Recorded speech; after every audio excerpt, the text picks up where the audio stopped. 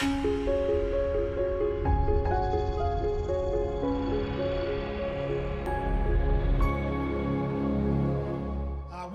to the jointly sponsored Northwest PHN and VADA Forum on Collaboration and Cooperation. So my name's Peter Wern. I'll be facilitating today. And before we start, we should acknowledge that the land we're meeting on, if you look out here, this whole area in Indigenous culture was a really significant area for the Wurundjeri people. We want to pay all our respects to both elders past and present, and we want to acknowledge the future leadership that is coming through in the Indigenous community and the contribution that they are and will be making to our future. And finally, we want to acknowledge any other Indigenous or Torres Strait Islander, Aboriginal or Torres Strait Islander people that are in the audience today. So welcome everyone today.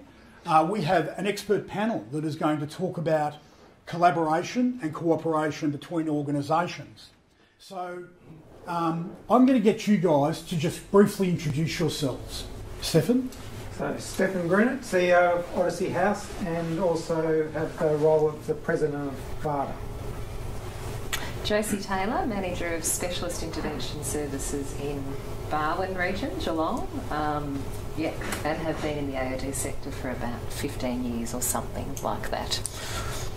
Ian Simmons, the Senior Manager for Homeless Services at CoHealth.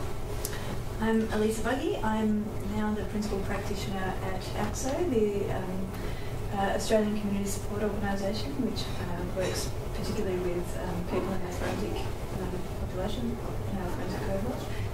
But I've also had a long history in creating partnerships in awkward places like courts.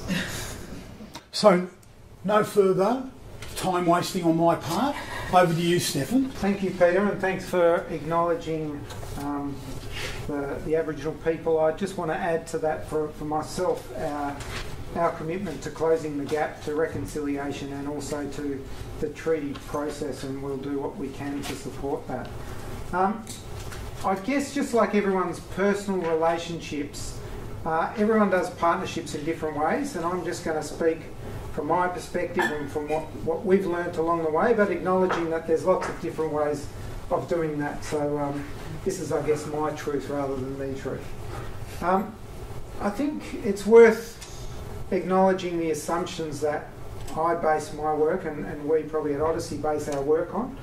And that comes from the fundamental belief that at its heart, we believe that people's quality of life and their sustainable recovery from addiction is most likely to be achieved if we can assist people to develop positive, respectful, healthy relationships. And I think it's a lot of our work, not only with clients, but the way we approach working with others in partnerships is also based on that fundamental belief that relationships are at the heart of everything we do. And if we can not only focus on the relationships and the skills that we're helping people develop in their own lives, we need to model that as well as an organisation, both internally within our staff, but also with other people that we come across. So that's a kind of a fundamental belief. I don't think from Odyssey's perspective we've always been good at relationships or someone that's actively sought them out. So whilst we did a lot of work in our resi rehab services internally, we often did things on our own, and I think some of the perceptions of Odyssey was that it was a bit cultish, no one knew what was happening, they couldn't really tell because there was a lack of transparency around some of those things. I was certainly keen to change that in my sort of time that I have the privilege of running that, and focus a lot more on doing things in partnerships and in collaborations with other people. I guess what I learnt very early in life, and I think it applied to partnerships with other services, is that the best relationships and the best partnerships are really developed when you have shared values, shared principles and a shared commitment around something. Now, I acknowledge that that's not always the case, and sometimes we choose partnerships and relationships where you don't share the same beliefs or values, and there might be a bigger long-term goal. But when you do the work to really determine whether you do have the same values around something, even the same tolerance for risk, if you do that work before you enter into a relationship or a partnership, it's going to pay off in the long term. And we've certainly made plenty of mistakes where we haven't put the work in to really be clear, what is it we're both trying to achieve? What are the motivations behind why we're coming together? How do we approach drug and alcohol issues and the broader suite of things we're going to do? What's our tolerance for risk? What are our values?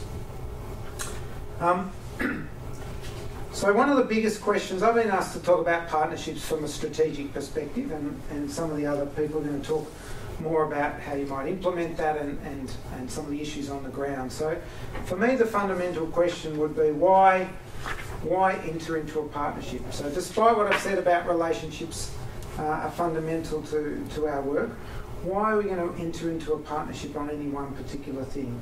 And in a sense, there's probably a bit of a cost-benefit analysis we do when thinking about that.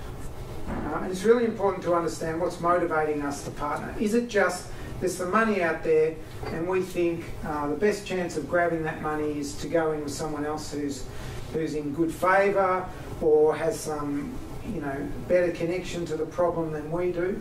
And in some cases that is the case. And we will certainly be interested in partnering with someone because we think that gives us a better chance of getting some resources. But none of that would matter unless fundamentally what the resources are for is something that we're committed to, we're passionate about, and we think we've got something to add to.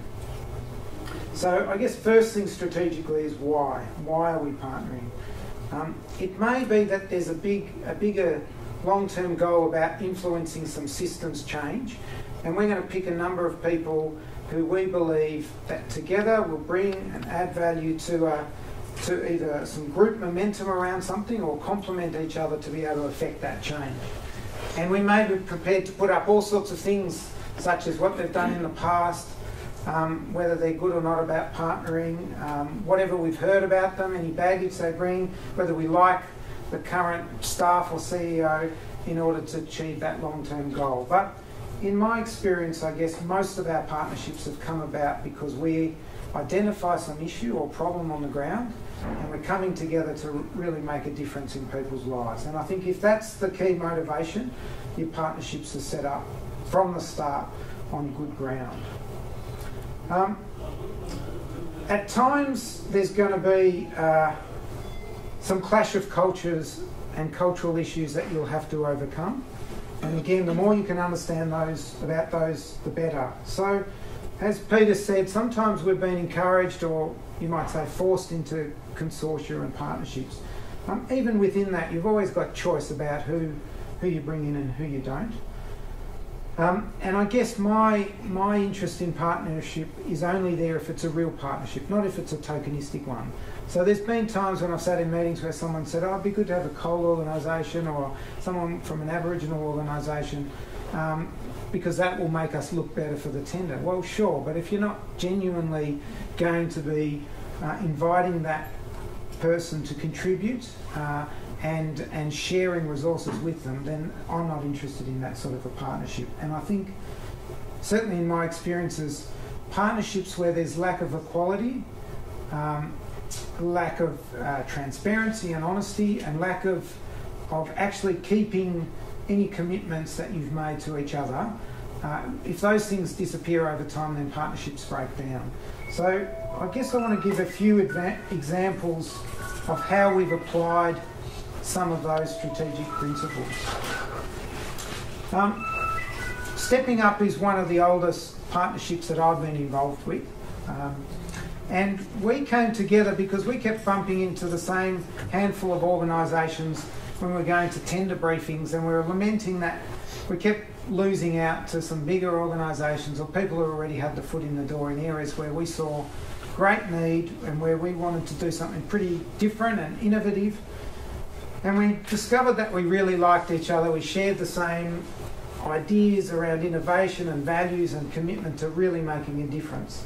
And we decided to invest some of our own money, so each put in some money, and we went to the Judy Latherworth Transition Centre and said, there's a huge gap for integration services here. We've got something to offer. We're going to fund this ourselves. We'd like to trial something in this service. And so we put in place a program there and we achieved great success. One of the things we did differently from other partnerships we've been in is instead of just breaking everything up, each doing our own little bits and then saying, well, that was a partnership, we decided that we would create a structure where all the staff had the same terms and conditions, which were completely different from our own organisation's terms and conditions. We knew we each had different ones. So they all had the same, they all reported up through a single structure. And in a sense, they had their own identity. And that gave them a shared sense of being together. What that structure also did for us was it allowed us to take risks under a different name. So our board had a certain tolerance for taking risks in some area and not in others, and stepping up allowed us to do some completely different things under a different name. As we developed, we realised that that was a really inefficient way to work because everyone had to have input into almost everything you did, and it was a lot of work, but we actually really valued the outputs that we were getting from having 3 or 4 sets of eyes every time we made a decision. And so we made a commitment that this was inefficient, yes, but we actually valued that extra contribution for everyone, and everyone had shared resources. So I guess that was one thing to say about that partnership. It took a lot more work, and it still does, but I think the benefits of that far outweigh the costs involved. Another partnership that we have is Regen, and we came together around sector reform. I guess our key commitment was seeing that there was growth areas in Melbourne which weren't being serviced, and if we were going to be relevant as agencies, we needed to be in those areas strategically. We also had seen big consortiums come together and find it really difficult to make decisions. So we came up with a model where Odyssey and Regen were the key leads, and we wanted a whole group of other people that knew they were in a second tier of subcontracted partners who would work under a framework that we developed. And that had real benefits for quick decision making, shorter meetings, but we also wanted to make sure we connected well with the child and family support organisations because we didn't see that bridge being created very often.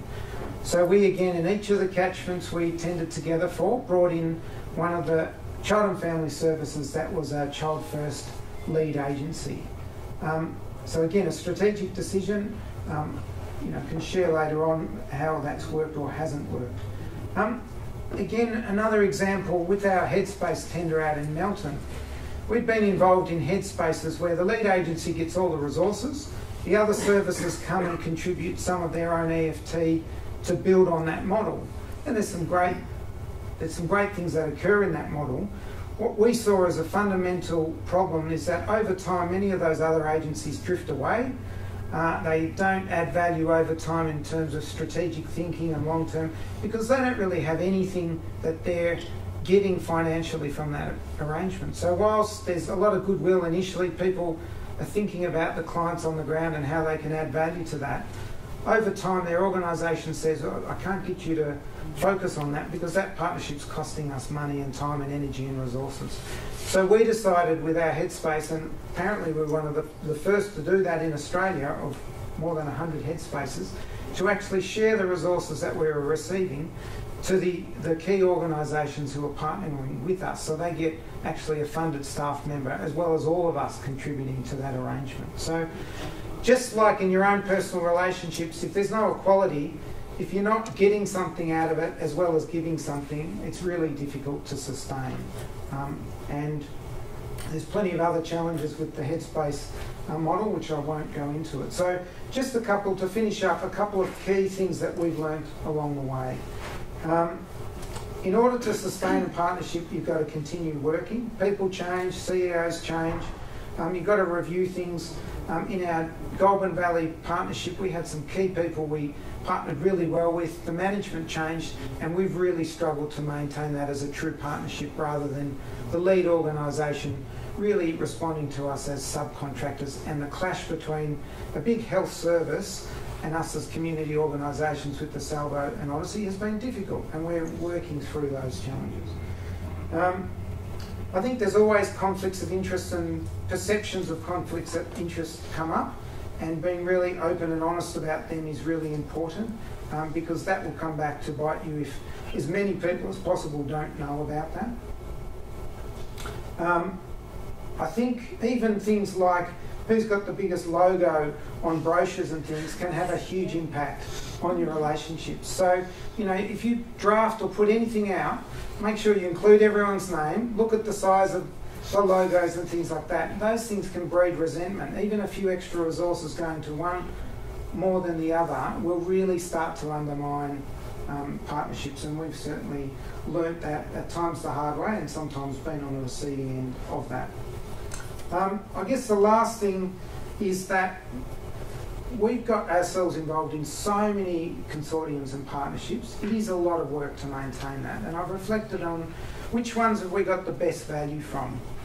And I've come to the conclusion, and I learnt this also from Services Connect, that don't come together to partner and create really complex structures for fairly simple issues. And they're best dealt with, you know, by a single organisation. You can be fast, efficient and nimble with them. Only come together around really complex issues where you actually need the input of others. Otherwise, what happens in those partnerships is you drift into this organisation just does that bit and they do that bit. The opportunity for crossover really comes around the complexity.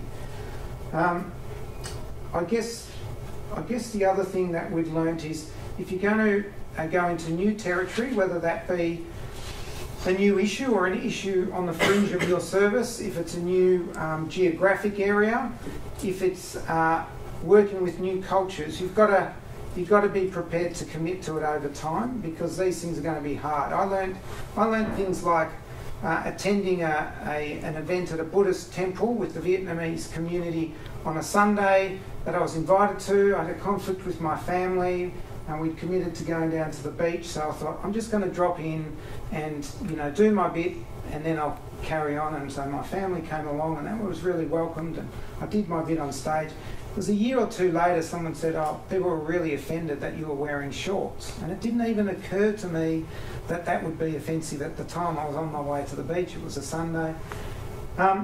And so people saving face don't always give you that instant feedback. And so I've learnt in many cultures to actually just ask, if I'm offending, please let me know straight away, otherwise I can't change what I'm doing. And you're going to hit obstacles and hurdles in that relationship, even how you bargain contracts. We've learned a bit working with the Islamic community and the Board of Imams. Their style of, you know, we've got some funding, we share it out equally, and they say, no, that's not enough, we want more. And we're like, we're sharing it, that's all there is. And that, you know, it's as if you're in a marketplace trading, haggling over an item. It's like, you know, these things, and some people got really upset about that. These things are, I think, are things that we've learnt along the time. So I'll probably leave it there for now. If that's okay? No, that's great. Let's thank Stephen. So Josie's got a long history as a direct service provider, but also team leader and manager in the youth and AOD sector. So we invite Josie to share her insights into collaboration and partnership. And thank you for that great introduction, Pete. And I really want to, I guess, acknowledge the fact, as a couple already have, of the fact that you're all in roles and work in partnerships and have strengths in strategies that you bring in. So I was really privileged to be asked to be part of this and to be able to learn and share in some of the discussions that we can have through the day as well, because I'm always open to learning, and I think in this sector, partnerships actually are very conducive to learning, because you're learning every day about the people that are around you, you're working with, and sometimes those things are pleasant surprises, sometimes they're not so pleasant, and you have to go into a whole world of conflict resolution or working out what next. So when I was asked to come along, I actually, in preparing, I sat for about an hour last night and actually just scribbled some of my reflections on my journey through leadership and through the sector. And there's been massive changes, and I resonated with what Pete spoke to in his intro around it was just the way we did things, and I feel like that in the youth sector was really, really true. And my first grounding was all in youth and family work down in Warrnambool at Brophy, and not a lot of services down there, so there wasn't a great deal of people around the table in partnerships, so it was a little bit easier to have less people. Decisions were made a bit quicker, and it wasn't forced upon us. It was actually something we really, really wanted to embrace. So moving into the world of Geelong, I sort of came up the road, moved into a youth outreach worker role, loved the casework, loved AOD because it was really holistic and it gave you the opportunity to actually dig a bit deeper and work with more specialist services to actually meet the needs of the people that you're working with. So for me, I guess I reflected on casework and some of the principles behind casework and practice, and how sort of felt like for the first few years in management I left some of that behind, but coming back to a reflection point, those basic principles of casework are the ones that I've actually carried through completely in my work with people in management roles and partnerships. So I look at Pete because a lot of the YSAS words come to me when I was thinking about my main focus in practice being around having intent and purpose behind everything I do in the interactions I'm having. Being person-centred or organisation-centred, and drawing on strengths and really looking at who do you bring in around you to make it a much stronger position or stronger system or strong response to something that's immediately in front of you or you know is sitting there that you actually have to prepare for. So those things haven't changed in what I bring into my world of working with people in my management space. And I must admit, when I was working as a caseworker, there was this huge separation for me. Practice was all about clients. I didn't see what managers did up there as being practice. It was very much this separateness, and if something was wrong with the system, I didn't see myself as this person who could have much influence, but I would whinge and complain about what management weren't doing about things. So to actually then start operating in it and see the things you have to balance within that world was a real eye-opener, and something that I think we all need to respect when we're actually sitting in casework roles and going, what about this stuff up here that's not actually changing anything down here? Because there's so many other factors that you need to consider, and different factors. But I think the thing we miss sometimes is actually sharing those factors with the staff that are trying to do the job on the ground. And that again is a balancing act, because I don't want to actually have my people hearing everything, because it's sometimes really hard and they don't need to know about what's going on behind the scenes to be able to do the great work they're doing with people. But they need some of it, and they need to have a bit of a lens of some of the things that are impacting on some of the difficulties on the ground. So that's been a real eye-opener for me.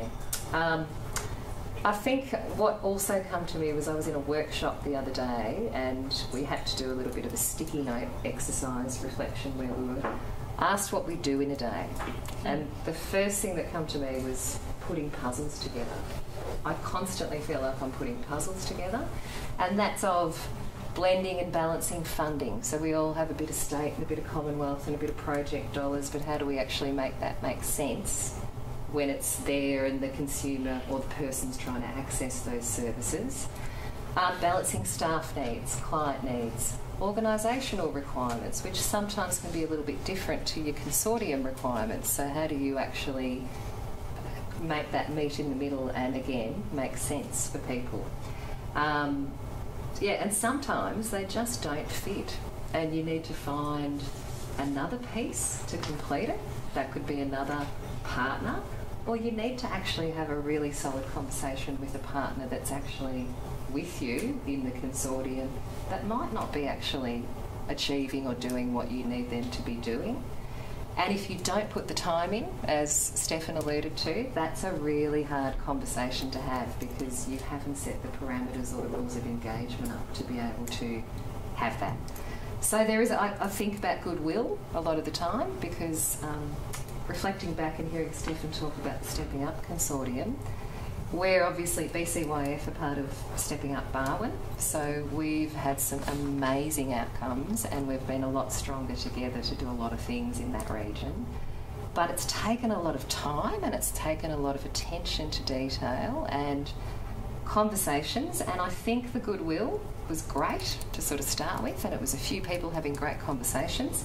But then we land in operational landscape, and some of the amazing things that feel really good and sound really good up here become really, really complex and complicated. So some of the models of subcontracting and subcontracting positions and thinking about how we support that person in their role to honour the commitment of who they're employed by and all the line management bits and pieces, but then think about what is their role in that integrated service delivery model in the hub that we have, that we all live in together and we all play a part in. So it's been, I just think now we're at the point where we're actually going documentation, MOUs, formalising some of the processes that have been sitting in that goodwill zone has been key to the further success that we've had to experience. So yeah, love the goodwill, love the conversations, and that's where I used to sit in and love that and go, oh, I don't want to do all that documentation and stuff, but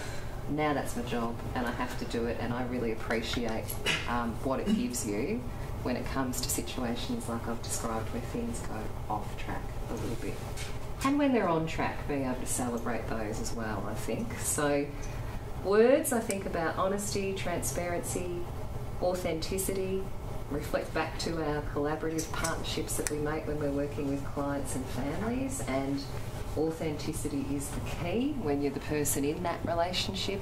Again, it's the same when I think about the work at the level I'm working at now. And I guess relationships with meaning and purpose. So I again resonated when, you know, you can have the initial conversations. It's almost like courting or dating, if that still happens these days. But it's that kind of getting to know each other.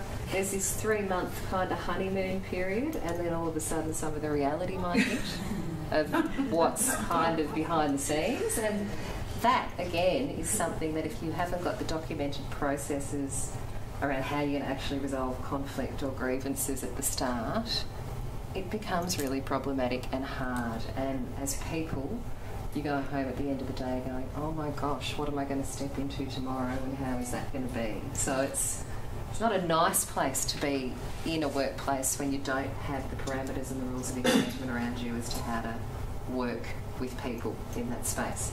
Not always going to work. I guess knowing you're always keeping your line of sight at client and what's best for the client has been the key thing for me, because I reflect back on how much sometimes I've shared with staff in business meetings or team meetings about what's going on behind the scenes, and that's had a really negative impact because they've then carried that and felt my pain, and that's not okay. So it's that sort of reflection, I guess, of we're all going to be okay in a consortium if we keep our line of sight towards client outcomes, and reminding ourselves of that consistently, I think, is key.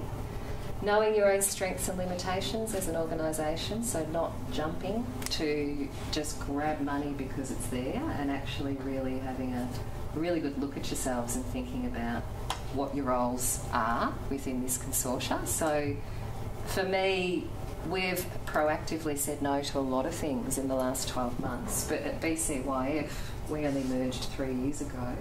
We grew like nothing else really, really quickly, and it's been music to my ears to see that our strategic plan for the next 3 years, consolidation and practice excellence, are the two things that are going to be paramount in that.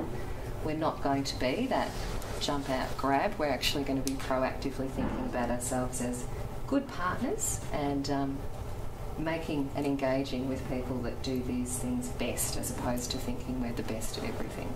So that stuff is really important, I think. I think Stefan alluded to values alignment and questioning, do we want the same things? Like having shared goals and shared objectives is really, really important. But really breaking those down, what does that mean? And you can speak the words about having common goals, but often interpretation's different, and people walk out of that meeting and go, cool, we've got that, and it's actually not the same interpretation of that shared common goal. So really breaking that down and checking people's understanding of that is key. Clear governance at all levels. So I think about the Stepping Up consortium that I work within, and there is a clear governance structure, and it's really important that there's a line of communication between all those levels of governance, so people are getting the same picture. And if there is differences in those three levels, how are you going to work it? Because if they're not spoken of or rectified in some way, it is going to have an impact on your staff that are working in the consortium arrangement. So really, really, I think I've spoke to MOUs and documentation. I can't speak to that enough. And then I actually stepped through thinking about the stages of casework, and I was going screening. You identify a need or a presenting issue, then or a gap in services and the need for change, and you sort of do a bit of a screening and think about gathering information about the context and going through a bit of an assessment and who are your key players and your significant others, and then you make an approach to proactively engage whoever you think is going to work in that partnership to get to the end. Engagement, ongoing, building safety and trust in relationships, developing a case formulation or a treatment plan. That's your goal or your project plan to really go, bang, this is what we're working to. Clear aims and objectives. The SMART thing, small, measurable, achievable, and I'm not going to get the last two, realistic and time. Thank you. That come to my mind because that fits within the realm of partnerships as well. Monitoring and review, clear points identified, referral out to others or bringing others in when you need it in your partnerships, documenting and celebrating achievements and key milestones. I've thought about exit planning. Relationships and consortia don't have to last forever, so is there an end point to that kind of mix of people you've brought together to achieve one particular thing or a few different things, or do you continue to grow it? That sort of question, I guess. How do we know when partnerships are good? Are we evaluating them? Are we doing health checks? Are we doing regular sort of audits? We can always re-engage. If things go wrong and we actually, don't see things working at that time, it's okay to actually break up for a little bit and then come back again and re-engage.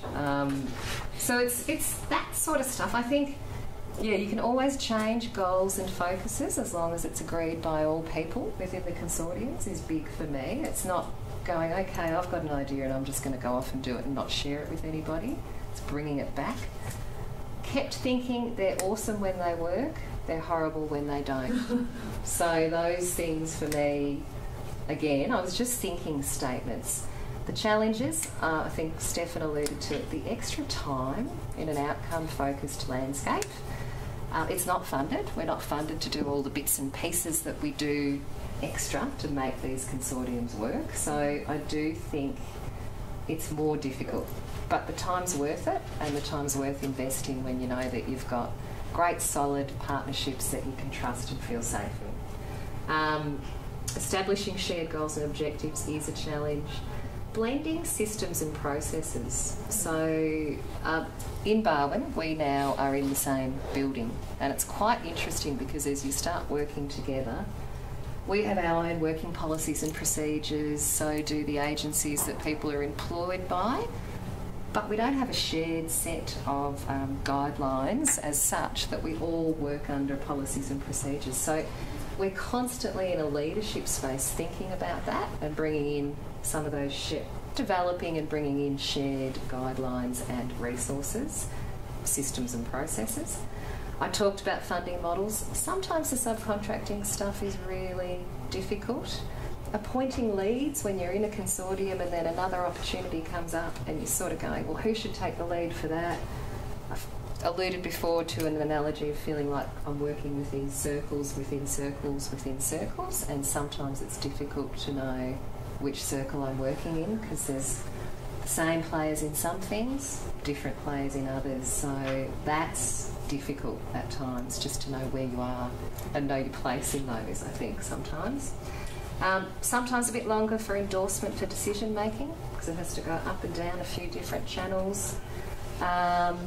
I alluded to the clear arrangements processes for staff, because I think that's really resonated for me sometimes with the subcontractor roles, just some of the difficulties that can arise.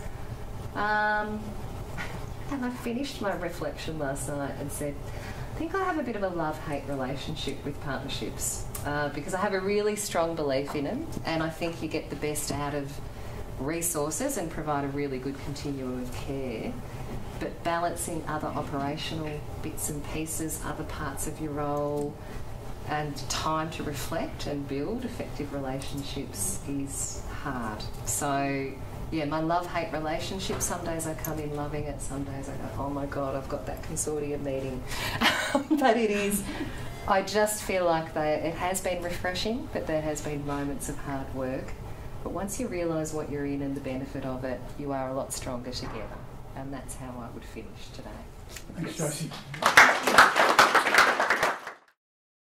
Ian Simmons is the manager of the homelessness support team, or the homelessness area for CoHealth. Ian's based in the city, just over the road from Vic Market at the Hub, and Ian's going to talk about his experience. Ian told me prior to, I sit in a meeting with Ian every week and hardly know anything about him, which shows the effectiveness of collaboration and cooperation. And Ian was telling me about some of his experiences working in a youth service up in Sydney, and some of the challenges that they face there. So Ian's got a wealth of experience in terms of cross-sector cooperation, but especially in the role that he's in now with CoHealth. So welcome, Ian. Thank you, and thank you for the opportunity to speak. One of the key things I wanted to talk to you guys today was about Central City Community Health Service as being, I suppose, the key example of some of the themes we're talking about today. So Central City Community Health Service is basically, it's a multi-agency site providing health and community services to people experiencing homelessness. It's based in the city, opposite the Vic Market. What was interesting, and what's particularly interesting, is how this service was developed, because the usual model we'd be talking about in terms of when we were thinking about providing a response, a health response or a community response to people experiencing homelessness, the usual response would be, let's put in a big funding submission, or there'd be a tender process, or some organisation or funding body would come out, we want to do this, we want to set up service hubs, so let's actually put a tender process out. What fundamentally happened, and I wasn't around at the time, but basically the idea was to say people experiencing homelessness have really, really poor health outcomes. They've got lots of trimorbidities in terms of drug and alcohol, mental health. They have really poor physical health outcomes as well as very long, usually very complex histories of trauma and abuse. So the health inequalities experienced by people experiencing homelessness, it's a really wicked problem. Homelessness is a wicked problem. The solution wasn't to say, let's actually get a whole bunch of money and put something together. The solution was to get a whole lot of people from the sector together and come together to come up with a solution or a response that was different. It wasn't about new money, it was about saying, how can we work differently? What can we do? What can we contribute to this as a group? And it was certainly led by the City of Melbourne, and the City of Melbourne had a really strong focus on saying, we need to do something about this, and they wanted to really focus on health as a key aspect in terms of homelessness. But it was actually about drawing on existing resources and thinking differently about how we worked, rather than let's set up something new in terms of a new organisation or a new funding stream. So different agencies came on board providing resources, and it was about co-locating services on site. So getting, say, Justice Connect to provide legal services, CoHealth at the time was Dudagala providing health services and allied health services,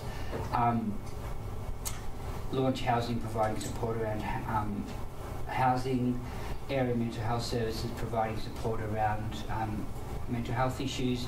So there's a whole range of services coming together. Bolton Clark, or formerly RDNS HPP program, providing a space for their outreach nurses. So it's about coming together to come up with a joint solution, and it was about putting people in the same space, providing service. One of the key, so in terms of, it was drawing on existing resources, but it was also drawing on different types of resources. So it's been interesting with hearing some of the conversations, and we often think in terms of consortiums around service provision and people who are providing services, or organisations providing services. This wasn't always about it was about providing a response, but it wasn't necessarily drawing on people who are providing service provision. For example, the building was provided by City of Melbourne. The City of Melbourne fundamentally usually don't provide services, but they do have lots of buildings and resources. So they actually provided a building that we could use, and they also provided the capital works in terms of converting that building into a community health space. So it was actually about drawing on that resource.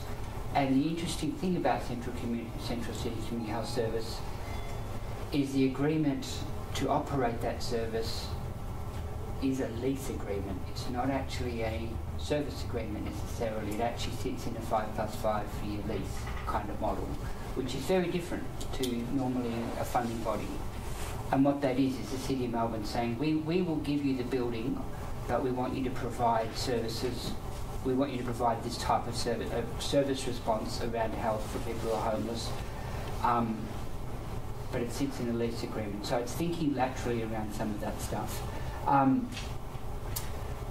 Another example of that more recently has been, we've been wanting to, the front of the building was very bleak and faced north, had a big wide footpath and was very hot. And we wanted gardens there. Above the building is a social housing complex, and the residents are very keen on doing some community garden kind of space. So we've been working with the residents to support what they're doing and advocating with them. And the City of Melbourne has a strategy, a long-term strategy to say the City of Melbourne should be a city within a forest, is their aim, because the CBD is 4 degrees warmer than the surrounding suburbs. So they've got a particular strategy. It's not a service provision strategy around health outcomes for homelessness. It's actually a strategy around making the environment better and greener. We're able to draw on that strategy and argue in that space to get garden beds, because we need garden beds. And so there's now, free of charge, we haven't paid for them, City of Melbourne have contributed garden beds to the front of our building, which has made a big difference to how our building feels and operates, because you walk in via a bunch of garden beds. But again, we weren't drawing on this wasn't a service provision model. It was, well, we know there's a strategy for building a city within a forest, so let's draw on that. And let's work with the residents upstairs who want to have a community garden. So they actually manage the garden, and so it's actually, there's a garden there, which is actually managed by the residents upstairs, which we've been able to advocate for, and we haven't had to pay anything for it, which has been fantastic because we don't have that kind of money to spend on things like that. So it's been able to draw on some of, in terms of thinking about who we partner with and how we do those partners. We can also think outside the square what some of those things might look like. What it also in terms of thinking about drawing on existing resources, it's often how we make decisions internally. So, for example, there was some money floating around as part of the Royal Commission into Family Violence, so there is a response to that in terms of providing increased funding for family violence caseworkers. So CoHealth got a bunch of that funding, and so we argued to say we want one of those positions based at Central City. But what we did with that position, we based it at Central City because we wanted it to respond to homelessness. And we wanted a response for women who are fleeing, experiencing homelessness during family violence situations, which is fairly common. So we actually just put one of those positions at Central City and actually got that worker to work out what's going to be the best way of delivering that service. So it's a very different response to our other family violence workers who are work as part of the mainstream family violence sector in the rest of co-health. We've actually put one there specified, dedicated to homelessness. We didn't go out and seek funding for a homeless family violence worker. That model wasn't actually on the table, that model wasn't on the agenda, that model wasn't as part, in fact, homelessness wasn't part of the Royal Commission in terms of family violence. What we did is internally we said, we can use that bit of resource, we don't want all 8 positions, we just want one of them, thank you very much, and we'll actually put that here, and we'll design a response base using that resource around family violence. And because we're putting it in this space with all these other things around it, it will actually work really well because we've got showers and laundries and a whole lots of bits and pieces around it, as well as caseworkers, housing workers, mental health. So it's actually thinking, you don't have to actually go, let's get a whole big bucket of new money. You can actually think what you've got, what you need it to do. There is a core value in terms of saying we are responding to a wicked problem and coming up together with a wicked problem, saying health inequalities experienced by people experiencing homelessness. What does that look like? How can we respond? So there is a core thing we're all looking towards. Other examples of where we've drawn those resources in, Victims of Crime is a program we have funded, provides support to people who are victims of serious crime, or victims of violent crime. We've based one of their we've got victims of crime counsellors at Central City. They needed somewhere to work in the city because they needed a city location. So we went, okay, you need a city location. We need you to provide a better response to homelessness because a lot of people experiencing homelessness are victims of violent crime. So if you actually work from our site that's dedicated to homeless people, you can see some of your mainstream clients there. That's okay, as long as you also then see some of the clients who experience homelessness. And because clients who are experiencing homelessness are coming into the site, they then get to know the person who's the victims of crime person, and that actually then increases their opportunity to access the service. So again, we're just leveraging off to say, you're actually doing this, you want something, you don't necessarily want to work with, you do want to work with homeless clients, but overall your purpose is victims of violent crime. We've got something you want, which is a site in the city. Let's see if we can negotiate. We haven't changed what you're doing, we're just pinching a little bit, and it actually then means you're more responsive to people who are experiencing homelessness. So we've been able to do that. We were able to do that fluctuating with different services as things come and go. So when Regen had the intake response, Regen had time based at Central Cities for the same reason. They were doing mainstream drug and alcohol intake, but they were based at Central Cities so that they could provide a better response around homelessness. Our drug and alcohol counsellors are in the same space. They're providing mainstream response to drug and alcohol counselling, but by putting them in the space, that means they can actually provide a much better response to people who are homeless. And it avoids some of those processes where you might have to do lots of phone intakes or you might have to do lots of other processes. It means that process is supported and the person's having that conversation directly with the worker involved. So it's about leveraging, and I think one of the things we can think about in our partnership work is how we can leverage some of those things and be creative around that. We don't have to get a set of specific funded programs to make that happen. We can make that happen by changing how we think, fundamentally, and changing how we work to go, okay, here is a wicked problem, is the example I'm using, that's how we could do that work. To make that work in terms of this kind of multi-agency site and response, there's a few key things that we need to have in place, and I've done quite a bit of reflection on this, as you can imagine. Things around, fundamentally it is about goodwill, but it's goodwill at a very high level within the organisation to say, at a high level in the organisation, we actually agree that this is what we should be doing. So there's strong commitment from these agencies at a high level to say, we want to actually provide some kind of response around this particular problem. We want to do something around this problem. at a high level. And so there's agreement at that high level, which then means when you say, can I have the family violence position, it's an easy question, it's an easy statement, as opposed to, no you can't because that's our bucket. A lot of consistency, and that picking up some of the other themes mentioned earlier.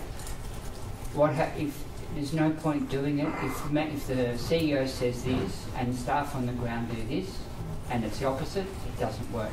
So there has to be clear and consistent communication around it, but clear and consistent agreement. So for Central City, we have a governance structure where where senior leaders of an organisation, in terms of at a high level, get together on a quarterly basis with a whole range of people, not just service providers, but PHN's involved, a whole lot of other people involved in that network. And that's actually so we can still have that focus of it. We have a wicked problem we're working together on. We also have a monthly meeting between the team leaders, managers, where we can actually look at the stuff on a day-to-day basis, and then the staff are working together as well. So there's actually clear lines of communication and process, and there's clear consistency. When there isn't consistency between what the managers say and what the staff do, it doesn't work. So that's really critical. There's clear ownership in terms of thinking this is a shared problem. So I think one of the key elements here has been coming up with a shared problem. And what is that shared problem? And that's one of the things I think that makes a difference, because we're actually saying this is our shared problem. Interesting, we've had a lot of conversation today around shared values and around shared commitments. Sometimes we actually don't have shared values, and sometimes we actually come in from different points of view. Doesn't matter.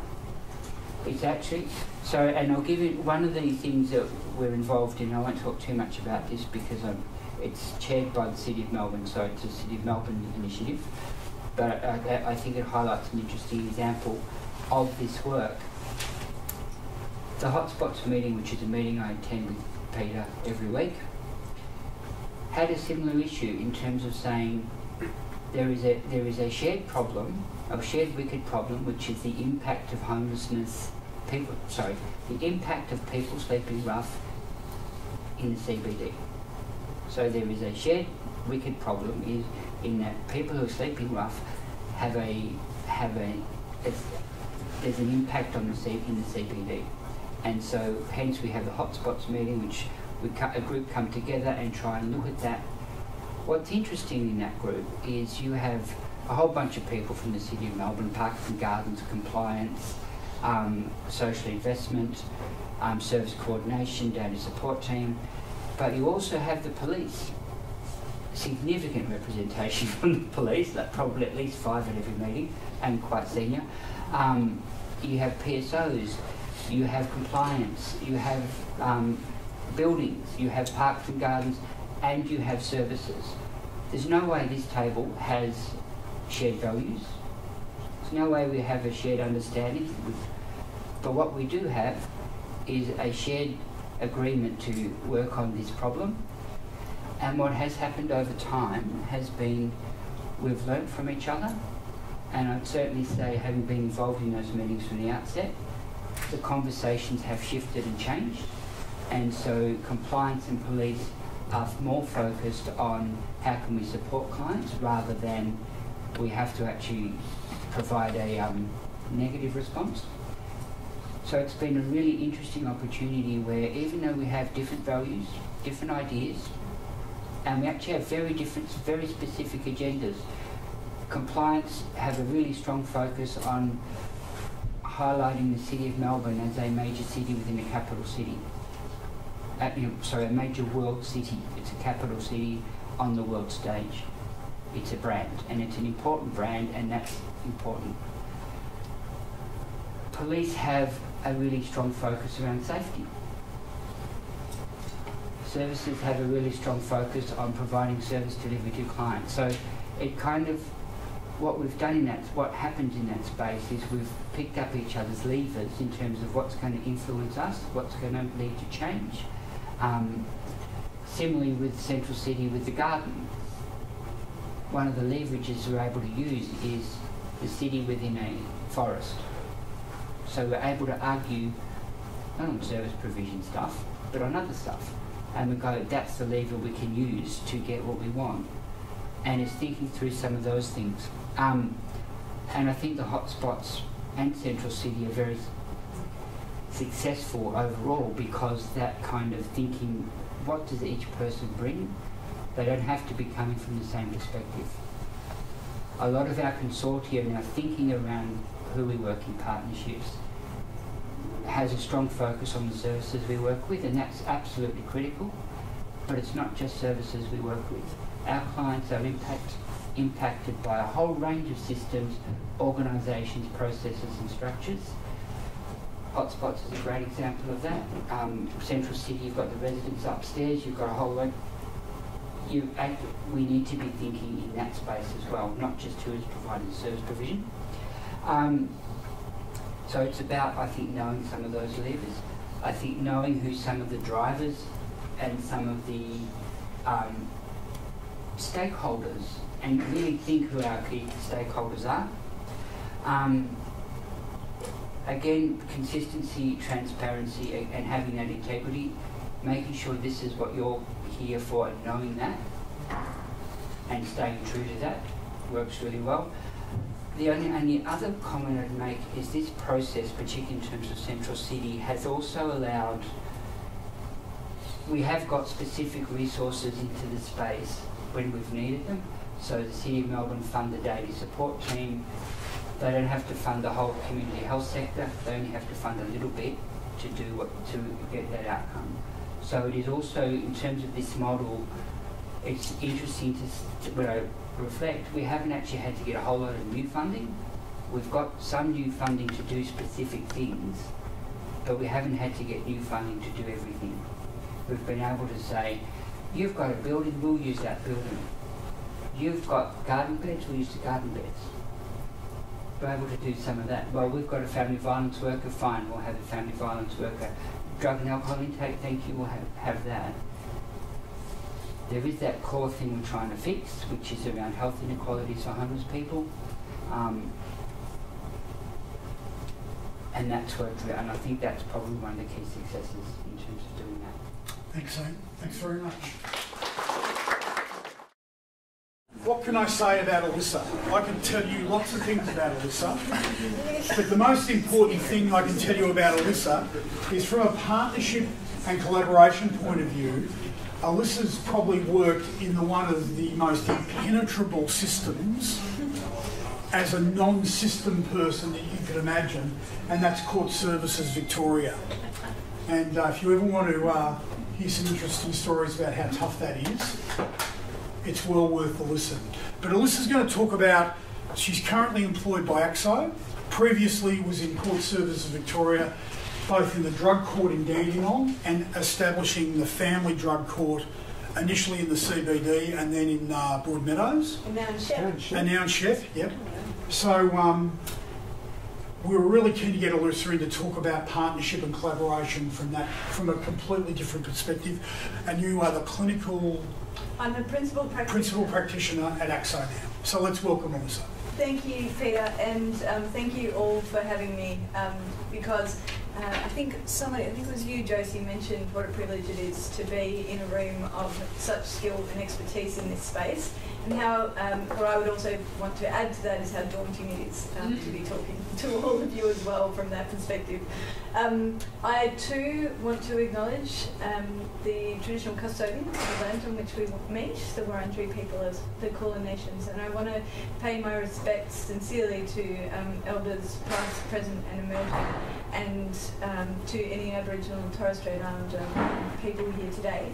And also echo, Peter, your words about how honoured I feel and also humbled I feel to be meeting on a land that has 60,000 years of wisdom vibrating through its core. So, so thank you very much for having me. You're right, Peter. When I was talking about what I might talk about in terms of partnerships today with Naomi and with you. One of the things that struck me the most is that, as you alluded to in your introduction, I have worked in a world trying to develop partnerships and bring about partnerships and use the levers that you mentioned before, and that is very driven by power and hierarchy, and and has a paradigm all of its own. And I've used the word paradigm before. And people have challenged me on, wow, paradigm's a bit of a strong word when I'm talking about different paradigms, bringing different paradigms around a table to have conversation, which I think communication, connection, relationship, conversation are core drivers of successful partnerships in whatever that means, and I want to touch on that a little bit later as well. And particularly, what do we mean by partnership? Can we ever truly be collaborative in the pure sense of what we intend to be mean when we use those sorts of words? So, as Peter said, the bringing together of I've worked for what feels like millennia in the court system, a good few millennium, certainly, but certainly a long time in the court system in various programs. The programs that were being developed. So, for example, coming from a small community like Tasmania, even Hobart, with all of its 200,000 odd people, is a small community for many of us in the room. Trying to bring together people to have a conversation about the one single thing. And I know Josie brought up language in her presentation. Language has been one of, in my experience over the years, one of the most vital things to perfect, to try and get a shared understanding in a group of people that are coming from different perspectives and using the same words but with very different meaning. So when typically what happens in a court-based program in relation to developing partnerships to deliver that program is that there is normally an enlightened judicial officer who has a great idea, and genuinely a great idea. And then they look for, they recognise that they can't bring that about on their own. So they look for people to try and support them to do that. And they look for essentially partners to be brought around the table and map out exactly what we need. So in the instance of the Family Drug Treatment Court, which Stephen will be very familiar with because we sat at the table many times. In fact, we were talking about the age of his iPad before. I remember that iPad when it was brand shiny new. And so So that Family Drug Treatment Court is essentially a partnership of a lot of different agencies, some governmental, some community, and also the court, some institutional from a broad sense, coming together to effect positive change for a group of people who, before then, and in any other place where it doesn't exist, don't have access or easy access, facilitated access to the services and support that they could really benefit from in their words, and I'll come back to that as well, to be able to overcome the barriers that meant that their family has been separated. So their children are in out-of-home care when they come to the court. So what that means is that we bring, so when it started, the championing magistrate, Greg Levine, had looked at these models around the world for a really long time, 10 years, and then discovered the Churchill Fellowship. I commend it to all of you, any of you who haven't yet come across it, look it up. It's a really great opportunity. So he discovered the Churchill Fellowship, won a fellowship, and went around the world gathering as much information as he could on what would work in a family drug treatment court. noting that he'd already had the idea, noting that he already was very, very familiar with the concept and he needed the backing. Even somebody in a position of power like a judicial officer needed the backing of some form of authority to be able to propel and compel organisations and an institution like the court system to come on board and implement it. When he came back from that fellowship, he then identified people that were going to be able to generate the conversations around the table that would get this thing to work, because it requires, for a family drug treatment court to be successful, it requires not only the court to operate in a different way, but child protection to operate in a different way as well. And child protection, you know, I talk about the court a lot in terms of power dynamic and exertion of authority and different paradigm. Child protection is also within the departmental framework. It also has its nuance in that respect. To get community organisations around the table, to get people that have some knowledge of how to be able to collaborate and work together, to sit in many, many, many meetings and have many, many discussions and build many relationships, mostly on goodwill at the time, because there wasn't a whole lot of funding. But there was a good idea and a belief that we could do better if we all put ourselves and our minds together and came to the table with a spirit of openness and a spirit of goodwill. So, but within that, and it worked well. In fact, it worked so well that Stefan and I were at the opening of the second ever in the whole of Australia Family Drug Treatment Court in Shepparton, because people in the community of Shep noticed and the good work that could happen, the benefits that could be gained from bringing a program like that to the community of Greater Shepparton, city of Greater Shepparton. So partnerships can work from that context. Partnerships can work well to achieve amazing things, and I am a major proponent of working together. I'm a major proponent of getting many, many views around the table and being able to hear all of them and coming to then a consolidated or shared or a single or collective understanding of where we're going to go and how we might be able to solve a problem.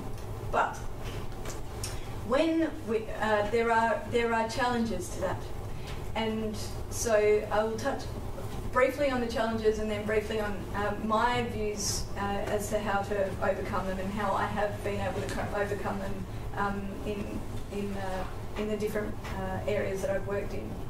So some of the challenges include, as I have mentioned multiple times, the issue of dynamics and the issue of power and hierarchy that come from partnership, which seems a little bit antithetical to the concept of partnership when you're walking together with somebody or other people. What does that truly mean if there's a lead agency, or there's a person in the room that you have to call your honour, or there's a person that has holds the purse strings? How do you make sure that, and that's always going to happen, that is you can, and I encourage everybody, me included, to be conscious continuously of that power differential and the dynamic that creates, and to work conscientiously always to try to work to a common ground in the space. But it's always going to exist. And which sounds a little bit fatalistic of me, actually, and I'm not normally that way, but I think, you know, as I said, millennia of being in this space. So I'm probably a bit worn down in that respect. But there is always going to be somebody that holds something that means that they're the people that bring each other together. How do you navigate that? How do you make sure that there are the right people around the table then? So once you are conscious of that, once you are open to the ways, the dynamics, the ways that conversations can play out because of the dynamics that are already set up by those power structures, how do you navigate that, and how do you get to the point of open, honest and courageous conversation in that space? Because when there's such a clear power imbalance, like certainly Your Honour, yes Chief Judge, etc., there is it's reinforced all of the time in that conversation, and that can be, consciously or otherwise, a prohibitor to real and genuine conversation. A further extension of that, and a learning that I have taken from, and hopefully, and am trying to continue to improve upon, always in any partnership that I enter into or have the privilege of being a part of, is to make sure that all of the panel have talked about, and Peter, you mentioned that fundamentally we are providers of a service. To make sure that we are keeping at the centre at all times and at all points the recipient of that service, the person who is accessing that service. And that doesn't mean, and I challenge all of us in this room and sector-wide and so on and so forth, that doesn't mean tokenistically, albeit with the best intentions, consulting, in my view. It doesn't mean having a great idea, because from my position of privilege and in my position of experience and knowledge, I have the miracle solution to implement for everybody, without asking the person that and I stress the best intentions, am about to set up this miracle cure for. So earlier today, as recently as 2 hours ago, I was having a conversation with a peer support worker, and they are, and I was asking them. They were telling me about the amazing work that they do in the organisation that they work in, and my question to them was, in terms of partnership, how do you feel truly as though you're in a partnership? It was words to that effect, and then the conversation went into a different direction. What does partner mean? We often as a sector, and we are increasingly reliant on very purposeful and very best of intentions, things like co-design, co-production, bringing people, and the co is there to denote the fact that we've done the best we can. We can pat ourselves on the back because we've got some people with lived experience around the table, and we've given them our ideas, and we've heard all the positive things that they've had to say. Yeah, there was some critical things, but overall it was pretty positive, wasn't it? And then we went back to our office and we developed all of the ideas and all of the fantastic things that we just, gathered from the people with lived experience around the room that we've co-designed and co-produced with, and then we've implemented that. And then we don't come back and revisit it. We don't critically reflect. We don't go back to the people that we sat around the table with and had the conversation with, and then said, is it working? Like, are we doing the right thing? Did we actually understand what you meant when you said, you know what? What I really, really, really get frustrated with is the fact that I have to press the green button every single time I have to walk out of this place, because the arthritis in my hands triggers the fact that it is triggered by the fact that I have to hit that button, but I can't get out any other way. Or, and other millions of examples to that end. Did we really, truly understand what it was that we heard? So I suppose the key things, I have all of these notes written down, I haven't referred to any of them. The key things the key messages that I wanted to bring today, in terms of at least my experience of working in partnerships and collaboration, was to go back to the very, very beginning and understand, as you know, I won't revisit because they've said it much eloquently than me, these three, the revisit the intent and the purpose and the value base and the authenticity with which we come to a partnership, and then also to understand what we mean by partnership as well, because partnerships take many, many different forms and are formed for many different reasons. And some of the best ideas, as Ian was suggesting, come out of just a casual conversation with people that happen to be tenants upstairs. That is also a partnership, just as Services Connect consortiums are partnerships. So they come in all different forms. To be able to, once you've formed that partnership, once you've formed that collaborative space, to be able to create the space intentionally for courageous and open and honest conversation with a flattened as possible power dynamic in that conversation. Even if it means that when you leave the room, you put back on your robe, you put back on your wig, you put back on your lapels, and you do all of those things. You go back to your broken office chairs. Whatever paradigm you sit in, even if it means that you go back there, at least in the space, you come to it with honesty and courage to be able to not only provide your feedback and your views, but to hear dissenting views, so that you can grow as a collective, as Ian has touched on so beautifully in his example with the hotspots conversation. The other final thing, Peter, I promise. When you said 10 minutes, I said, well, an hour will be fine. And so the other final things that I wanted to talk about were just some thoughts that I had written down when I was listening to my other panel members. The power of language, as I've touched on being so important, but also making sure that we're continuously checking in. The power of critical reflection.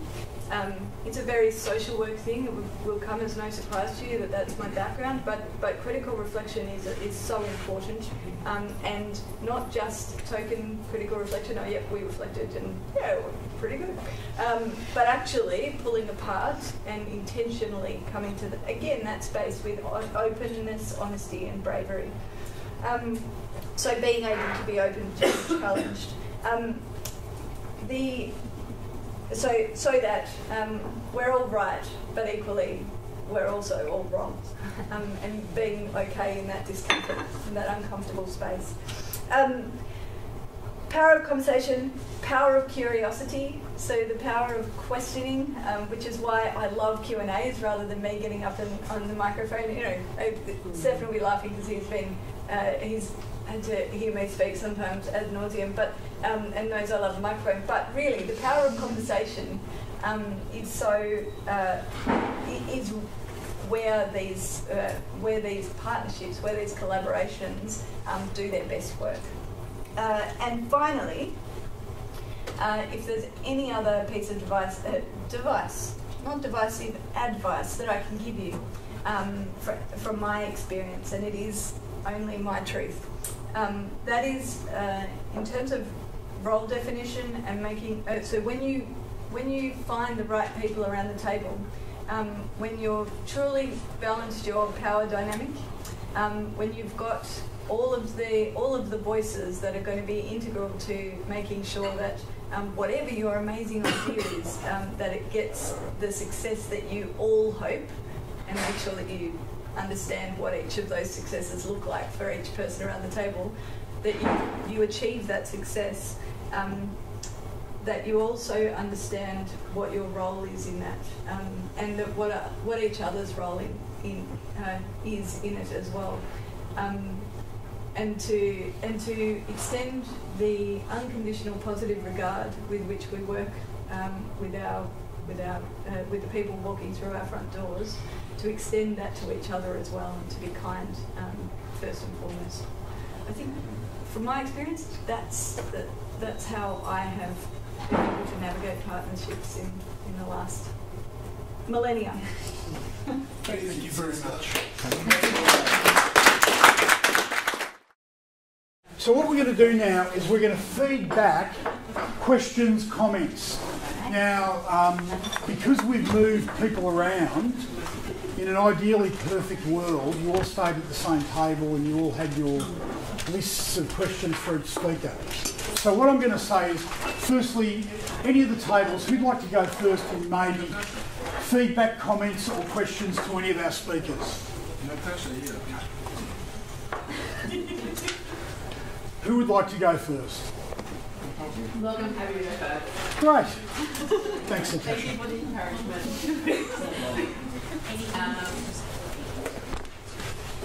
Did you want to hear specifically questions that we had for the speakers? Whatever you want to give, whatever you want to feedback. Questions would be really useful to start with. Maybe comments first and then questions. If there's any comments you guys want to make. Well, we started right with the first speaker when Stefan was speaking, talking about the idea of the consumer voice, which came out, I suppose, with all the panellists as well. And the idea of making sure that the consumer voice is heard at the systemic level as well, and how we can feed that up.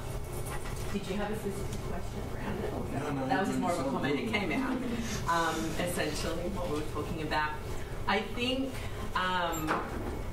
a really interesting idea that came up for us was this idea of intersectionality as well, and looking across the service sector outside mainly mental health and alcohol and other drugs, but looking beyond that within family violence and homelessness as well. And when you're looking at a woman or a family or a person with quite complex support needs, where I suppose does partnership fit in, as opposed to this handballing idea of going, oh no, that's a homelessness issue, oh no, that's a mental health issue. Who is responsible for supporting that person, and how do you drive that, I suppose, would be my question. Okay. Can I just add a little bit of context? So that's a really big question. So we talked a lot about the consumer voice. We also talked a lot, I work for Elizabeth Morgan House, an Aboriginal women's service, and that's something that we do see a lot. When a woman or a family comes to us with quite complex support needs, we get a lot of people going, oh no, but she identified as Aboriginal, and they just disappear. And so it's us reminding them, well, actually, no, but she's also experiencing mental health and homelessness. She's eligible for your services. For us to make sure that women and families get the support they need, of course, we're going to support her. But we also do fight back as well and remind other sectors as well that they need a role. They have a role to play as well. So your question is really an observation that when people have, say, maybe come from a particular cultural background, in this case, an Indigenous person, that often those joined up service responses and collaborations don't seem to be there. They are, but they might not have the support internally. This is me just speculating. They might not have the support internally to say, actually, no, I do have the skills and experience to support this person. This is a very ground level question, not necessarily systemic stuff that we've been talking about. So it's also a question about how collaboration and partnerships improves quality of service provision on the ground. Because at the end of the day, and all the panel have mentioned, the only purpose of collaborating and being together is to make sure that what happens at the coalface actually works as well as it possibly can, and those people get the best outcomes. But also, comment would be what Elisa mentioned, the power imbalance, and sometimes the assumption. And I speak from my own experience. You know, I remember going to services and saying, "Why are you guys doing these things? Because this is evidence-based. You know, this is good for you guys." But nobody is attending all of these programs. Oh well, but it's evidence-based. Why don't you guys do this? What do you know? You're the consumer guy. And reality is now that they're actually our services that are listening to the consumer guy, the things are changing. Yeah. And we have the post-discharge peer support program, and it's not necessarily preventing, you know, all of the admissions, but it's having an impact that have never been seen in this country. So, because one of the observations we could make is when we talk about collaboration and partnership and cooperation, the one voice that is missing today is the service user's voice. absolutely. So the voice is always, they often seem to be, and I'm editorialising here and I shouldn't be, often we don't see that relationship as a partnership relationship with equal stake and equal validity and equal power. And that's a great point that you've made there. So I'm going to leave it for you guys to respond to those comments in any way you would like. Just to comment in terms of the kind of that ground level stuff around working collaboratively. One of the things at Central City is because we've got people from different agencies and different disciplines in the same space working, one of the things we have done, perhaps for practical reasons, but it works, is particularly where the staff sit upstairs is an open plan office. And the feedback from various staff have frequently said being in an open plan office means I actually hear other conversations, and that means I actually say actually the victims of crime person, for example, overhears a conversation, she then actually says something to the person, says, well actually I can contribute to that. The other thing that's a design element, that kind of controversial one, is most of it's hot desks. So there's only, if you're a full-time staff member, you can have a desk. If you're not a full-time staff member, we physically don't have enough desks, so it's all hot desks. But what that also means is that people have to move around, and they have to have a different engagement. One of the other sites I manage has, again, different agencies on site. All the professions are in different rooms. I hate it. It doesn't work. But it's fundamentally, that's the dietitian's room, that's the OT's room, that's the physio's room, that's the nurse's room.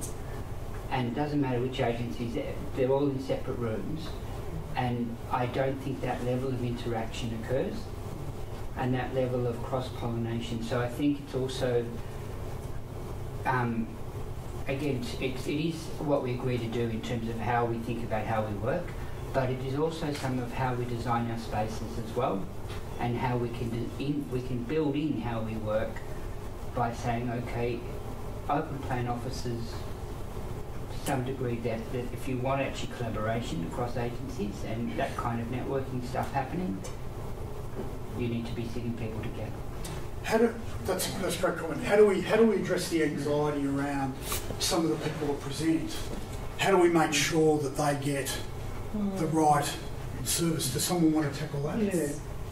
Go for it. Two reflections on that. I think in our, environment and funded system, there's a couple of things that really become challenges for us to address both of your comments, and sometimes some things that actually make it more likely that we will address them. I think in terms of the consumer voice, if we don't listen to consumers, if we don't invite them into part of the design of services and the monitoring and the ongoing service delivery, we'll become irrelevant, and they'll not attend our services, not turn up at our services, and eventually with an activity-based funded model, we will lose funding and drop out. So that's actually a systemic change that I think over time will support us to get our act together, whether we've got that lens on or not. But there's a couple of structural things that really prevent your example of an Aboriginal woman with a whole lot of complexities, and one is how siloed so much of the funding is. And I think your comment about back in the day, or even with youth, you used to get block funded, and you could be really holistic with the way you use that money to really meet someone's whole needs. Siloed funding really has encouraged, been the tail wagging the dog for services to become very specialised. So in a sense, we've had to collaborate to overcome this sort of focus we've had around on doing bits and our specialisation. And the other impact for me that's had is staff have a real lack of confidence in actually addressing a whole range of issues, partly because the speciality narrows their thinking, but it's also this sense of risk and professionalisation of the industry that makes people scared to just have compassion and approach someone with a human sort of face first up, thinking they've got to know everything about all of their issues without being able to do anything about it. And so, yes, there's a few services that are funded holistically, but I think what collaborations have really done on the ground, even things like clinical review meetings and others, is people are starting to share their expertise and ideas and realise actually we're not that different when we're sharing our approaches, and it's building confidence just to be human and holistic again. So I think sometimes services end up being the complex messes to try and simplify funding for government. They can just fund, one consortium, and making it simple for clients to be able to access the service and get their needs met. And we have to come together and work out all our shit and all the egos and complexities and funding and equality, so we can come together and make that simple funding turn into a holistic response. Yeah, and I would agree completely with that.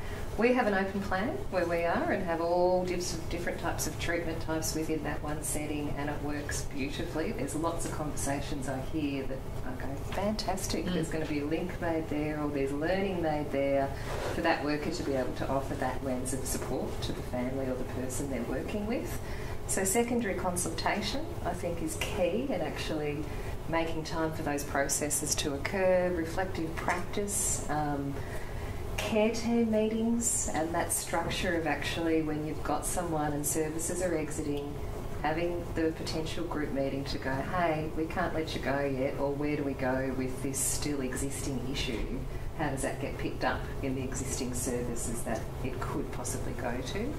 Makes me angry when I hear that people are kind of, we're out, you're in, we're out, you're in. It's almost a tag team. So I think from a management perspective, we all actually work towards having a seamless, integrated service delivery model, but the funding that we have to actually bring in to make that happen often prevents things occurring like that on the ground.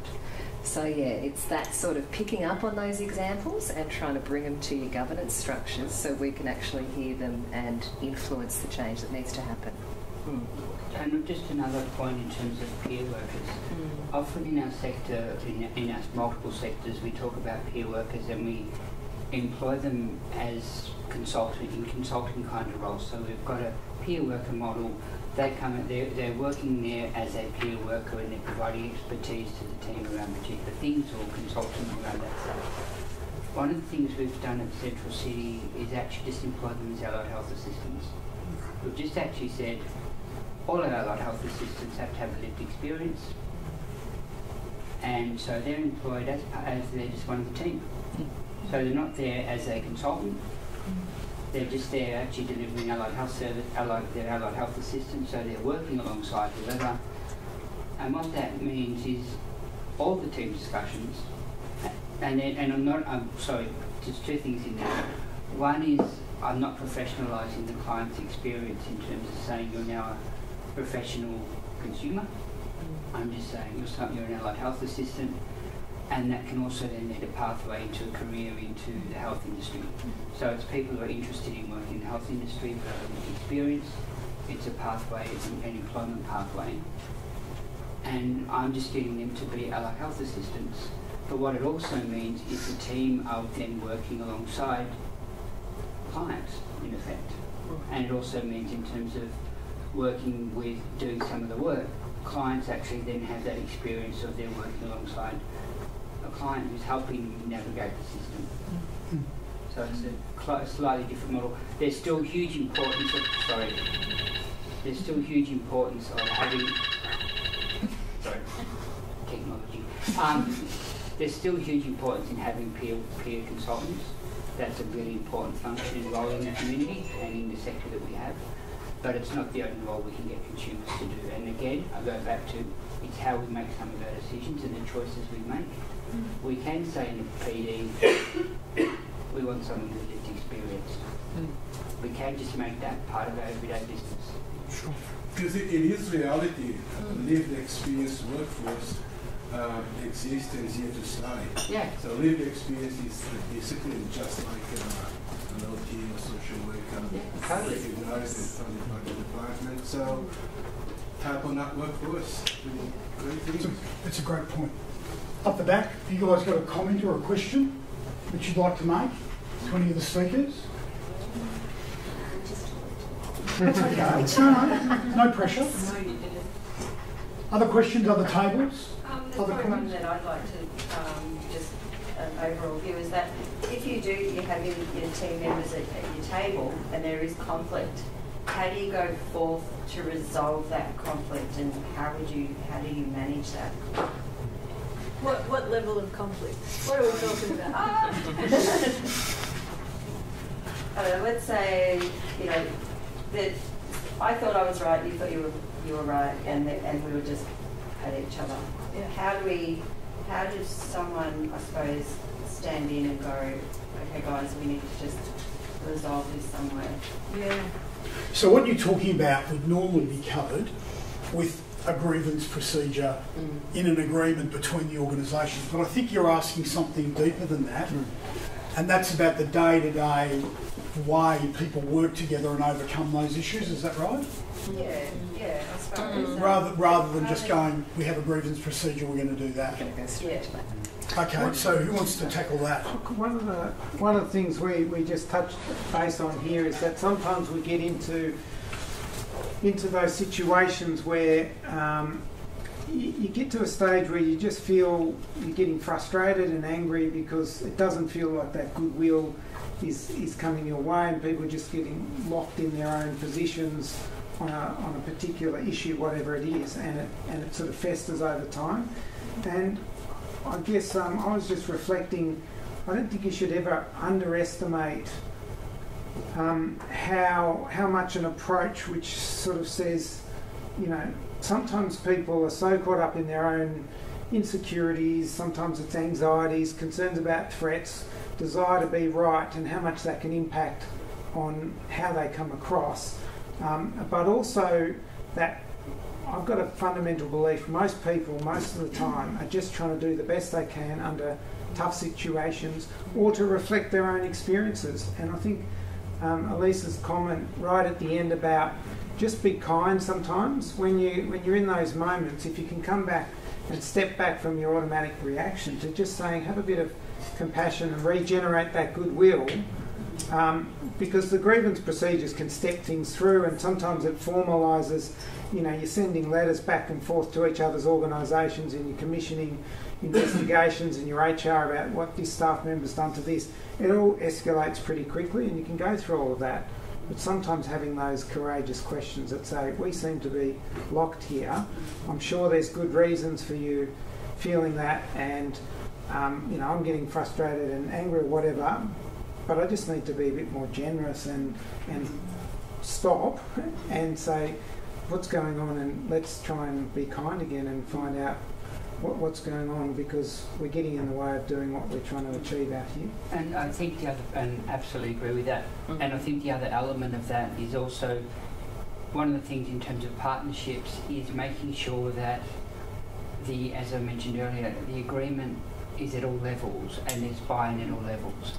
So, and often that is actually that buy-in and that agreement is also about those conversations and about the relationship. So there has been examples where there's been conflict, but because I have a really good relationship and partnership with Bolton Clark person, I can have a conversation with him. It doesn't have to escalate to a formal process.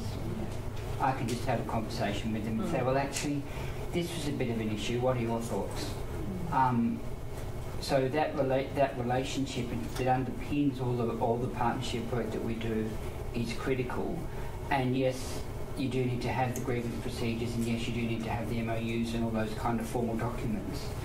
But what you have to have is kind relationships, and those kind relationships need to sit at all levels. Can I just add one thing? What you just described then threw me right back to when I inherited a team in Dandenong, a drug court team. So that meant that there was a police, a prosecutor, a lawyer, a housing worker, a clinician, a case manager from corrections, and a magistrate and a registrar all sitting around the table every morning, 4 days a week, discussing the progress of people on a drug treatment order. And I'd sit in my little fishbowl office, and everybody had to go from that forum every morning past my office. And without fail, in the first 6 months, without fail, every single week, sometimes multiple times if I was unlucky, but every single week I would have one of those people that I just listed, apart probably from the magistrate, that was probably unfair, or the registrar, he was pretty water off a duck's back, come into my office straight from there, like almost run to get there first, put down the blind without me even knowing what was going on, and then turn around and they would be in tears because there was something that happened, that there was some subtext, and it would have looked amazing. You could have come and visited and you would have gone away going, wow, that's the most collaborative team I've ever seen, that is so amazing. Not having any idea that the lawyer or the case manager was sitting in my office just a mess and trying to regroup because somebody had triggered something from 2 years ago that I had no idea about. And so we did a whole lot of work on kindness. It didn't always hit the mark, but what the most important bit for me and the way that I managed to navigate it was, despite all of that stuff, in that first 6 months, we had 12 graduations, which meant that there were 12 people that came through the program, despite all of the stuff that was going on in the background, who then went on to have really amazingly positive and beautiful lives, the lives that they chose, that they wanted to lead. That was despite all of this stuff. And if we can keep bringing that back, if we can keep bringing those people into focus, then that stuff is just kind of noise, it's just like, oh, okay, yep, we're in the moment now. As Stefan said, okay, so let's bring it back, what's going on for you, or maybe let's not. All right, so you guys are so hot under the collar at the moment that we need to probably time out, we've got to get out of here, we'll come back. And it's okay to do that, but it's also really important in those moments of tension. Because ultimately, and I used to say to people there was one particular person who just used to go all the time, like, oh, there's another drama bitch. It's like watching an episode of Married at First Sight. Like, there's always someone, Jess, whatever. And so, and so then it was about making sure that you approached that person not in a confrontational way, but in a way that, okay, come in, let's have a conversation, because this is a pattern. What's wrong for you here? And it might just be that you just don't want to be here, and that's okay too, but how do we make sure that we're supporting you to find a place you want to be? That's a good point. But can I add to that? I think Josie touched on something earlier when she used her casework example about exit planning. And I think it's something that we don't do enough in consortiums to actually say, well, what is, in any relationship, what's the foundation line? If you cross this line, what are the principles for us that are fundamentals? Like, if these are crossed, then maybe it's time to end that relationship or the partnership. And I think it's actually important for us to have more of those conversations so that we're not sitting in really compromised positions over and over with things not changing, where you're doing everything you can but things haven't shifted, because I think it's important to know when maybe it's time to end that relationship. I'm just going to move on, because I just want to make sure that as many comments and questions come. So, any other comments or questions that have been generating in your mind? Before Ian speaks, I've got one, and that is, because I've thought about all your presentations. Is there any other reason to be in a partnership and a consortium, legitimate reason, other than improved outcomes for service users in our world? It depends how you define service user. So in terms of the example around hotspots, for me, the service user is a person who's homeless. That's right. For potentially parts, not all of the parts in Melbourne, because some of it's going to be about homeless clients, but some of it's actually going to be about the general public. Some of it's going to be about keeping the minister happy. Some of it, and there was and as an example of where that happened, there was the Australian Open. There was a whole lot of homeless people protesting at the Flinders Street station. There was a risk of an encampment. There was a whole lot of pressure. That wasn't actually about improving outcomes for homeless people. That was actually about our look on the world stage, because it was just thrown open. But not for you. Not for me. No, but for other people in the room. Yep. Yeah. So what you're also talking about there, Ed, so I'm saying from our frame, I can absolutely accept that people will come into partnerships with different goals. But you can leverage off that pressure to get you the outcome you want. Sure. So you can actually say, okay, you want to do something about this problem, we've got a solution, we will help you with the solution, and therefore we are helping drive the solution we want. So you've got a major problem you want fixed, we'll help you fix it. Yeah. So I'm still working what I want to do. Can I? Yeah. So when you asked that question, Peter, I was like, that's interesting. And I'll probably change my mind about 8,000 times thinking about it after this. But it did occur to me that you've heard of Simon Sinek. I mean, he's got the most unfortunate last name in the world for what he does. I mean, he's trying to generate motivation in the world. But he wrote a book called Better Together. And the reason why I was thinking about it is because I got it on my birthday, 2 days after I'd separated from a significant relationship. My dad had sent it to me. I opened the thing and I was like, "Better Together? Are you kidding me?" I was gutted, like completely gutted. So, but I thought, right, okay, that's not normally that sort of person. So he's more of a motivational, Dale Carnegie type. So I opened it and I was reading through the book, and it's this beautiful picture book, and illustrations are amazing.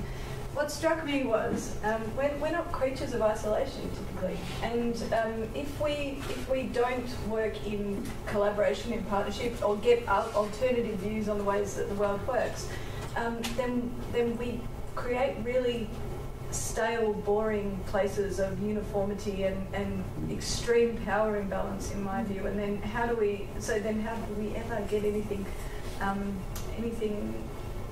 Like, how do we ever grow? And so I think the fundamental answer to your question for me, the simplest one, would be yes, growth, and to generate that kindness and that compassion. I think that's where I went. And I got a bit selfish and went, for me, I've made some great connections, opportunities have opened up, learning, practice wisdom, that kind of creative space, and you feel a bit more enthused and refreshed when you can jump into really healthy partnerships that are achieving. Sure. So I went it's not a loaded question. It's not a loaded question, because the formative area in my work, and this happened years and years ago, was I was challenged by an academic about whether I was running a client-centred or staff-centred organisation. We don't use that language anymore, but I think it's a really important, even if you don't know the answer to that question straight away, it pauses you to think about what is the purpose. And I think sometimes consortia, and Stefan touched on this before, we build institutions because it's comfortable. We like institutions as human beings for some reason. It fulfills need. A bit what you were talking about, I think. We don't want them to be particularly the way they are, but they end up like that. We don't often have the courage to say, this is how it stayed. Let's celebrate the work that it did, but let's celebrate that it's over. And we need something, but we don't need this. Sam, you had a question? From a sociological point of view, the function of working with clients and with consumers provides support and assistance in a very functional sort of way. But if you didn't have a system that did that, and there's a whole range of latent benefits to society, to human rights, to civil society, to the sort of flavour and culture of the community we live in. If you take away our attempts to try and work with the complexity of human beings and just leave it to market forces, or leave it to the totalitarian regimes and the oligarchs to sort out, then we live in a very cruel society. So it's got a very latent benefit. as well as functional benefits. And I think that we often go about our daily basis not thinking about the other contributions that our one-on-one work creates for a functioning community. I'd say that on almost every occasion that question for me would be pretty clear, and I'd go back to the opening statement where I think that fundamentally I believe we can enhance people's well-being and long-term relationships, sustainability, all of that through meaningful, positive partnerships and relationships. And majority of the time, the key aim and purpose is to absolutely, if we're not achieving that, well, that should be our key purpose. We're working for the benefit of the clients.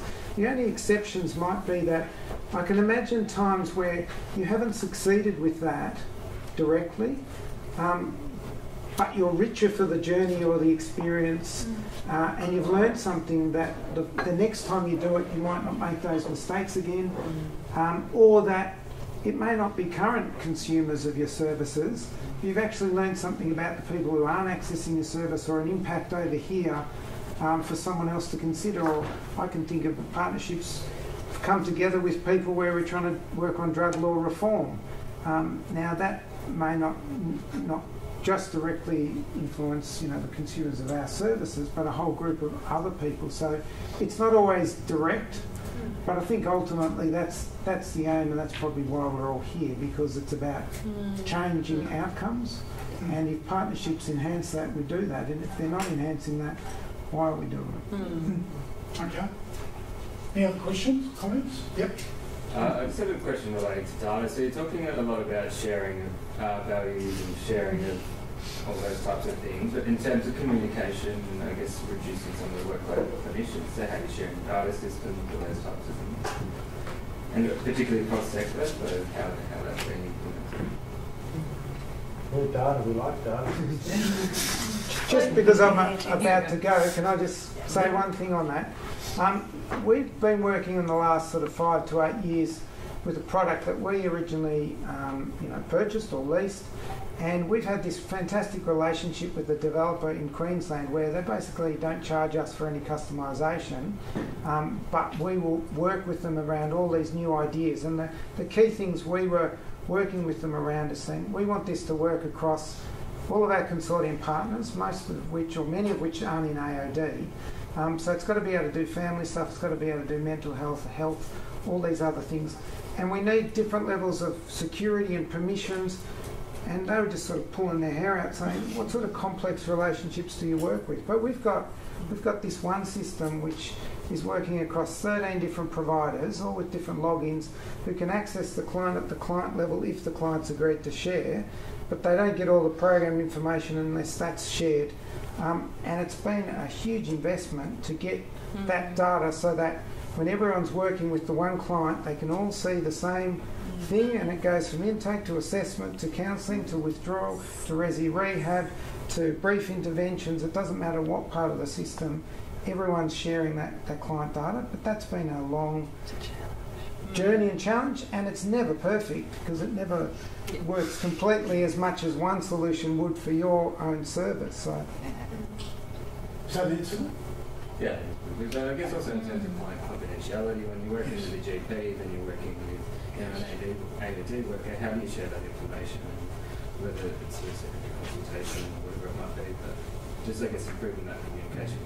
Well, one of them, I suppose, for us, we don't have that kind of luxury not luxury. It's a great thing to have of that single system. Doesn't happen in the community health sector for us at all. We have, even within our own systems, we have multiple things that don't speak to each other. What we do in terms of sharing information is basic stuff like if there's client permissions, then that's doable. The other times we share it if there's client risk. Yeah. So we share the information if there's risk, if not, there has to be client permission.